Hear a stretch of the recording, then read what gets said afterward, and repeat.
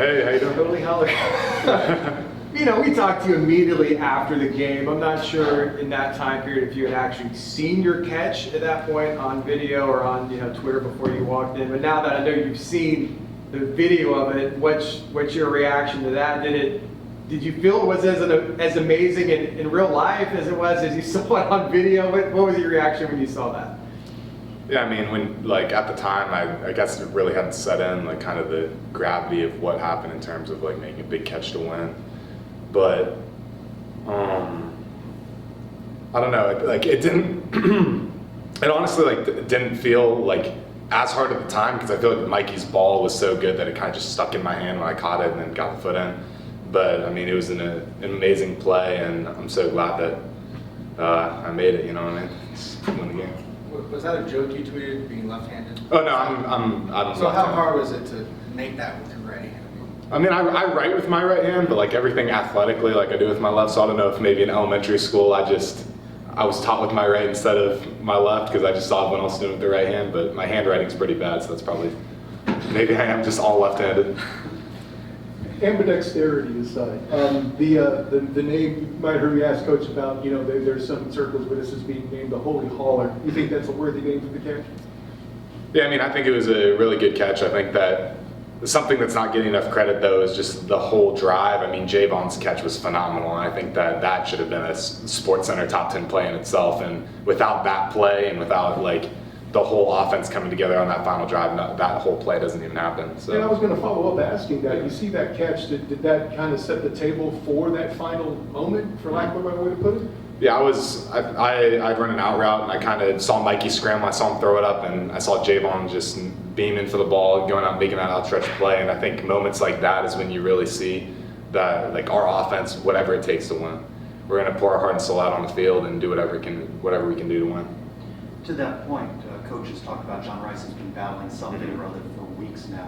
What inspiration, motivation do you see from him and his work ethic?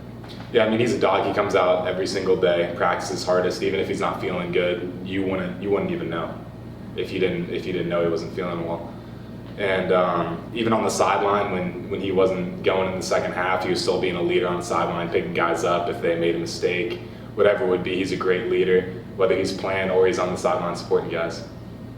You've seen prior teams, win a championship here, 17, 18. It's been a little while since you guys have done it, but how important is that to you as a player to go out with a championship?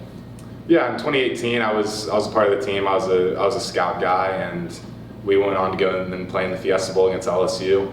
And now, as an older guy, as a guy that's starting to contribute on the field, I think that just our whole team, we want to leave a stamp on our legacy in UCF history, and this is a moment that we can seize and we can really put our stamp on it. What does it mean to you to have that moment, that game-winning touchdown to send your team to the conference championship after being here for so long? What does that moment mean to you?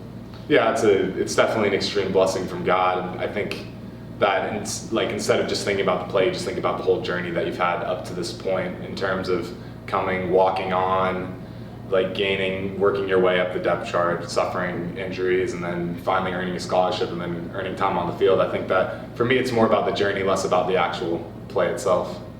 Yeah, UCF's moving to the Big 12 and USF staying in the American, and I know there's some scheduling issues, but is that a series? Would you, as a player and future alumni, do you think the war on I-4 should continue?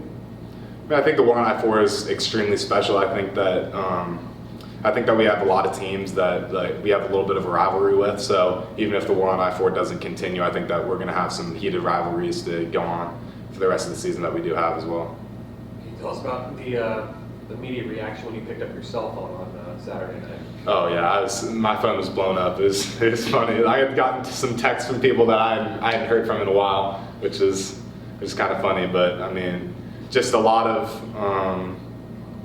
support, and I really appreciate all the messages and just all the Night Nation's just energy and just the support for our whole team after we won that game. And then you touched on your journey a little bit. For those that don't know it, can you kind of expand on what it's taken to get to this point in your career? Yeah, so I came in the 2018 season, walk on, probably the eighth string tight end. I was going to join for fall camp, but that year the sixth year rule had come back, or had just been put into effect. So Coops was able to come back for the 6th year, which was amazing. He really helped that team win. So I ended up not being able to go to fall camp that year. So then I didn't really get like that fall camp experience. Move on to my next year, starting to like work my way up a little bit. I had torn my ACL, which kind of put me back. Then you go talk about COVID and being able to rehab in that process, learn from guys like Brandon Moore, Mackenzie Milton, hang out with Jared Baker, Jordan Davis, just working together, try to become the best players that you can be. Then playing after that season in the COVID year where, I don't know if we had like 8 or 9 games, but that's where I first kind of started playing a little bit. And then the whole coaching staff left, which like as a walk-on can be a very scary thing. But when Coach Malzahn and his staff came, they're a staff that really doesn't look at players based on scholarships and not scholarships. They look at players based on how they play and who they are. So it was an extreme blessing that God brought them here and allowed me another opportunity to step up and start playing more, and then eventually starting and now being in a position to be able to make plays like that on the field.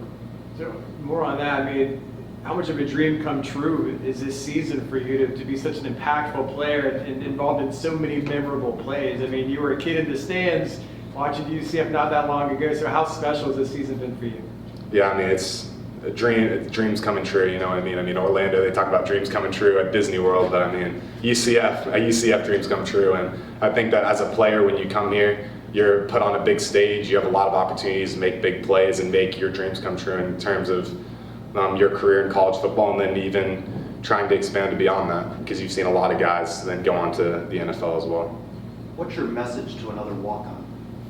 Yeah, I mean, it's put your head down, work every single day, whatever you might be experiencing at the time. Maybe it's not going your direction. I mean, you don't look at that. You control what you can control.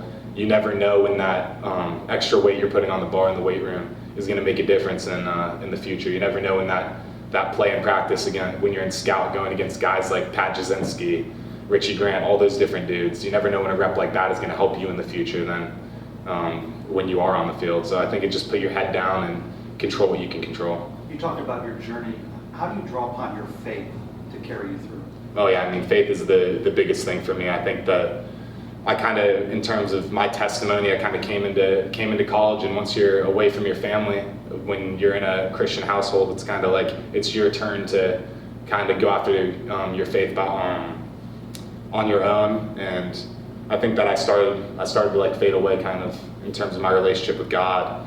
And my sophomore year, something like a torn ACL could be the worst thing for anyone in the world. And at the time, that's how I took it. I was kind of angry with God, like, God, why would you do something like this to me? Why me? What have I done to deserve this? But now I'm able to look back with it in perspective.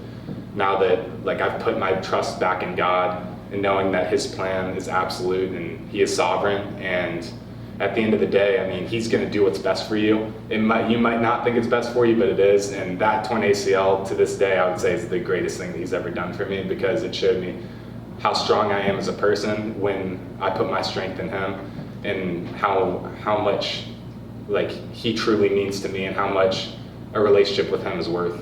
It's worth just immeasurable. Like, it's immeasurable how much a relationship with Him is worth. Even, you know, that Navy game, you know, unfortunately went the other way, so you're not hosting. But now that when you realize you're in the championship after winning on Saturday, did you or the seniors or anyone come together? I know there was the buzz of how you won that game, but I know you haven't started practice this week. But did anyone come together and say, you know, let's go win a championship? What have you guys been talking about now that you know you're playing for a conference championship? Yeah, right after the win, we're holding up the Warren I-4 trophy, like, let's go.